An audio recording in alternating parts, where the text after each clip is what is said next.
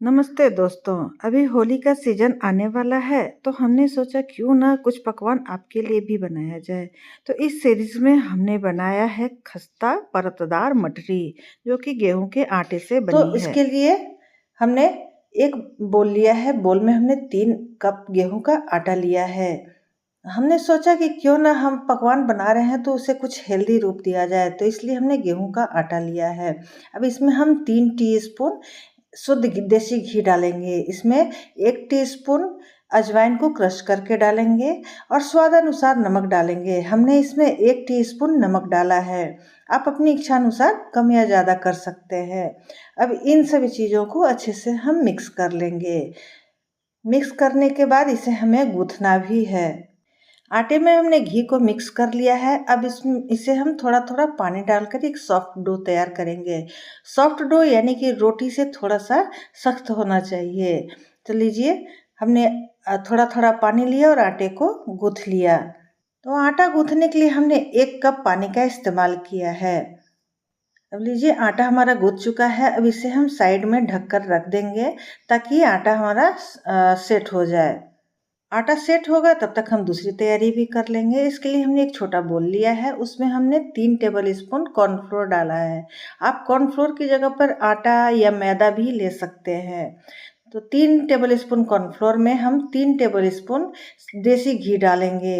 उसका एक पेस्ट बनाएंगे। आप चाहें तो इसमें भी थोड़ा सा नमक मिला सकते हैं, लेकिन हमने इसमें केवल काली मिर्च का पाउडर डाला है। काली मिर्च की जगह पर लाल मिर्च का भी पाउडर डाल सकते हैं।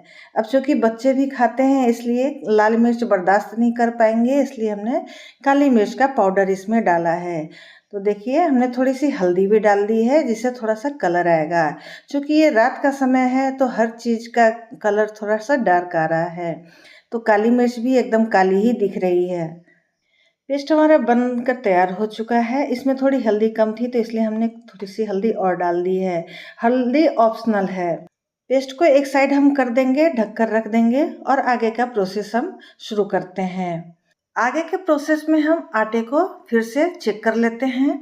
तो देखिए, हमने पहले चकला रखा है, उस पर आटे को देखिए हम चेक कर लेते हैं। आटा रेस्ट कर चुका है यानी कि सेट हो चुका है। अब इसे हम फिर से एक बार मसल लेंगे। मसलने से आटा एक चिकना रूप धारण कर लेता है। अब आटे की 3-4 लोइयां हम बराबर साइज में तोड़ लेंगे। अब एक एक लोई लेकर हम इसे चिकना कर लेंगे और 3 रोटियां बेल लेंगे। तो पहले चकले पे हम आटे से डस्टिंग कर लेंगे, उसके बाद एक एक रोटियां हम बेलकर तैयार करेंगे। अब हम जब तक रोटियां बेलेंगे तब तक आप हमें कमेंट करके बताएं कि आपके यहाँ होली पर क्या क्या पकवान बनता है और कौन सा पकवान बनाने की सोच रहे हैं। हमारे यहाँ तो हमने मठरी बनाई है और आगे देखते हैं कि कौन सी मिठाई हम बना सकते हैं आप लोगों के लिए।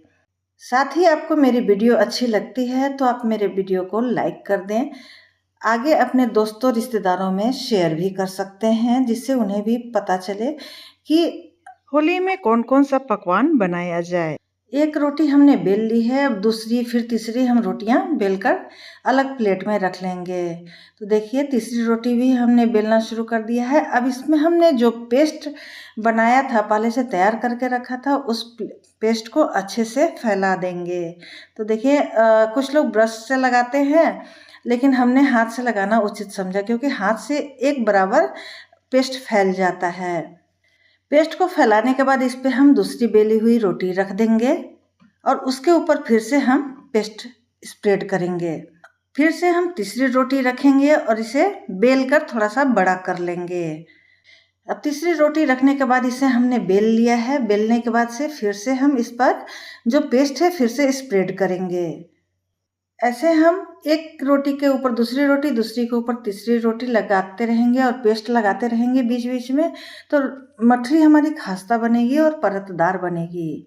तो लीजिए, तीसरी रोटी पर भी हमने पेस्ट फैला दिया है। अब इसे हम रोल कर लेंगे। तो रोल करते समय इस बात का ध्यान रखें कि हम इसे टाइटली रोल करेंगे, जिससे हमारे परत खुलेंगे नहीं और मठरी हमारी अच्छी खासी परतदार बनेगी और क्रिस्पी भी बनेगी।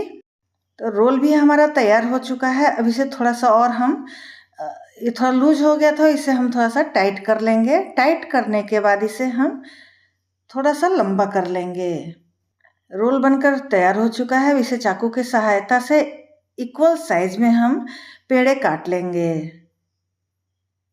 ठीक इसी तरह हमारे यहाँ बिहार में छठ में खाजा बनता है। तो खाजा बनाने का प्रोसेस थोड़ा अलग होता है। टाइम मिला और मौका मिला तो हम आपको ज़रूर बताएंगे कि कैसे खाजा बनता है। अब एक एक पेड़ा लेंगे और उसे हथेली से दबाकर थोड़ा सा बेल लेंगे। तो बेलने से थोड़ा ये पतला हो जाता है और पतला बेलने से मठरी हमारी क्रिस्पी बनेगी। तो ऐसे ही हम सारी मठरियाँ बेलकर तैयार कर लेंगे। सारी मठरियाँ बेलकर तैयार हो चुकी हैं। इधर हमने लोहे की कढ़ाई में कोल्ड प्रेस्ड सनफ्लावर ऑयल गर्म होने के लिए रखा है। अब इसमें छोटा सा आटे का टुकड़ा डालकर देखेंगे, तेल गर्म हो चुका है। अब इसी वक्त हम सारी मठरियाँ यानी कि कढ़ाई में जितनी मठरियाँ पड़ेंगी तो उतनी मठरियाँ हम इसमें डाल देंगे। हमने एक बार में 5 मठरियाँ डाली हैं। अब इस वक्त हम गैस के फ्लेम को लो टू मीडियम रखेंगे, क्योंकि ज़्यादा तेज होगा, आँच हाई होगा तो मठरियाँ जल जाएंगी और अंदर से कच्ची रह जाएंगी। और अगर लो रहा तो तेल ज़्यादा पी लेंगी और मठरियाँ सॉफ्ट बन जाएंगी। तो देखिए मठरियाँ तलने लगी हैं। अब इसे हम उलटते पलटते गोल्डन ब्राउन होने तक सेंक लेंगे। तो देखिए मठरियाँ एक तरफ से गोल्डन ब्राउन हो चुकी हैं। अब दूसरी तरफ से हम पलटकर दूसरी तरफ से भी सेंक लेंगे और उसके बाद निकाल कर हम एक अलग प्लेट में रख लेंगे। ऐसे ही करते करते हम सारी मठरियाँ तल लेंगे। तो दूसरा बैच भी हम तल कर आपको दिखा देंगे। ये सुनिए मठरी की खनखनाहट कितनी अच्छी है। इससे ही लगता है कि मठरियाँ हमारी कुरकुरी और क्रिस्पी बनी हुई हैं। ऐसे ही हम सारी मठरियाँ तल लेंगे। आपको मेरी वीडियो कैसी लगी हमें कमेंट करके ज़रूर बताएं। अच्छी लगी तो लाइक कर दें। मुझे लगता है कि आपको मेरी वीडियोज़ अच्छी नहीं लगती, इसलिए आप लोग लाइक नहीं करते हैं। वीडियो तो देख लेते हैं कभी कभार, लेकिन लाइक नहीं करते हैं। अगर आप हमें बताएंगे नहीं तो हमें पता कैसे चलेगा कि वीडियो हमारी कैसी बन रही है। लीजिए मठरी तो बनकर तैयार हो गई हैं। अब इसका रिजल्ट भी देख लीजिए। लीजिए हम आपको एक मठरी तोड़ के भी दिखा देते हैं। ये देखिए कितना क्रिस्पी, कितना करारा बना हुआ है। आप इसे चाट के साथ यूज कर सकते हैं, चाय के साथ यूज कर सकते हैं, इवनिंग स्नैक्स के तौर पे। तो फिर मिलते हैं नेक्स्ट डे एक नई रेसिपी के साथ। तब तक के लिए bye bye and take care.